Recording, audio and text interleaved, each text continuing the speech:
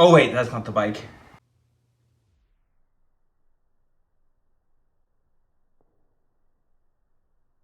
How did I end up going to the dealership and buying a 2020 RMZ 450 when that is not the bike I went into the dealership looking for?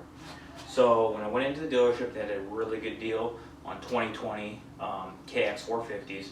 They had them for $6,250. But when I got in there, they had sold all of them that they had, and it was going to be about a month till I was going to be able to get one. I didn't want to wait a month, so I saw this beautiful RMZ 450, and I was like, well, I'll give it a shot. Let's see what it can do. I know it hasn't been the best in all of the shootouts and everything like that, but so far, you know, I really like this bike. So I have my 250 fully built race bike right here, and this is the RMZ. I want to get right into a review about it. So the first things that I did was I got a seat cover. This is because just the videos I was watching, and they were saying, oh, the seat is slippery and stuff like that. Well, I got on the bike, and I didn't think that the stock seat was slippery. It's all personal preference, but I had ordered the seat cover as soon as the day I bought the bike anyways. So I ended up getting the seat cover. I just got it on tonight. The seat cover is by INAGRAM. I highly recommend going and checking out their website. Their link will be in the description. And then I went over to Core Grip, which makes awesome frame tape. Got me some frame tape for it. And then I went over to Works Connection and got myself some ARC levers. I just went and got the clutch lever. I didn't do the front brake because front brake goes out while you're riding. It's not the end of the day. Clutch goes out, it's kind of the end of the day. So I'm gonna get the brake, so we're gonna get right into the bike. It comes with black wheels. It comes with actually some really nice tires. Normally, the newer bikes are really not coming with the best tires, but these are the Bridgestones, and they're great on hardpack. When it's muddy and slippery, it's really not the best. I've had this bike now it's been just about a month, and I already have 10 hours on the hour meter. So I definitely got some time on this bike and got to really break it in. So another one of the big complaints about this bike was the suspension. I went over to my buddy at On the Fly, who does suspension tuning at the track. I'll put his link to his Facebook below.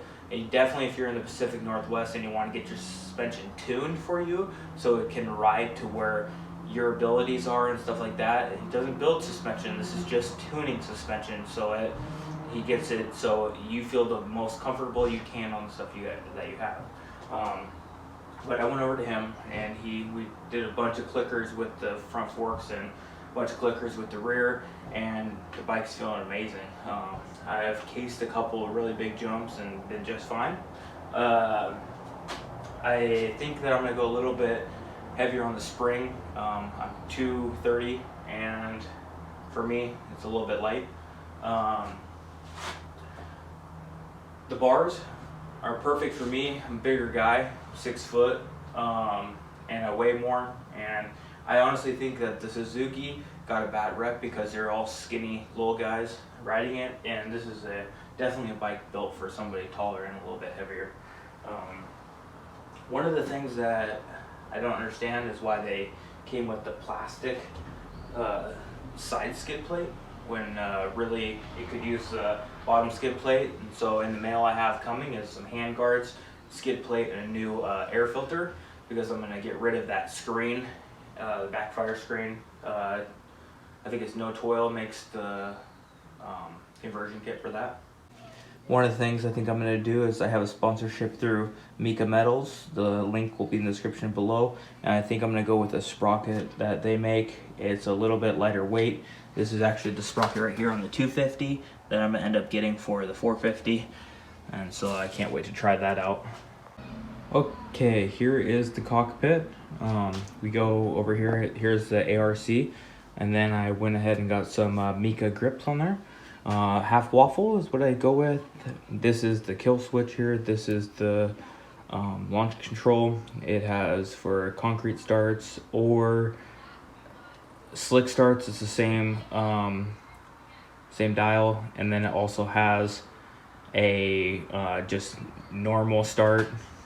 And then you run over here. These are the Renthal bars.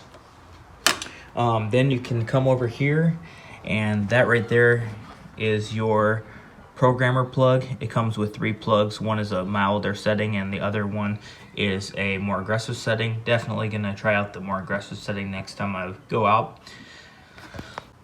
So they said this bike is really heavy and stuff like that. It's not something that I notice when I'm in the air riding the bike. I definitely do notice it when I go and put it on the stand, definitely after a moto. I would say that all in all though, for the price, this is definitely a bike worth checking out or getting. I've never had a Suzuki before. This is my first one, and I definitely would recommend that you go down there and try it out, especially because you can get it for a couple $1,000s off MSRP from what all the other bikes are.